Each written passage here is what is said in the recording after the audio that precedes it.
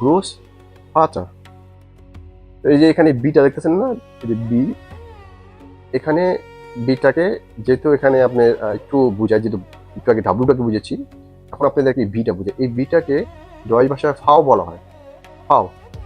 Article নিয়ে আমি extra class করব, আপনাদেরকে বেসিকটা আগে শিখে থাকেন। বেসিক বলতে মানে কি, এই যে আপনি দ্বারা কিভাবে কি বলে সানকে কি বলে, মানে আমি কি ছেলেকে তাদের কি বলে, মেয়েকে তারা কি বলে, কিভাবে উচ্চারণ করা হয়, এবং এই যে উচ্চারণের সাথে যে একটা যে আরেকটা শব্দ বসানো হয়, যেমন দিয়াসান, বা যেমন ধরেন কেন আসলো, যে দাস কেন আসলো, দিক কেন আসলো, বা দিয়া কেন আসলো, এই আর্টিকেল নিয়ে আমি এক্সট্রা ক্লাস আপনাদের বুঝাবো।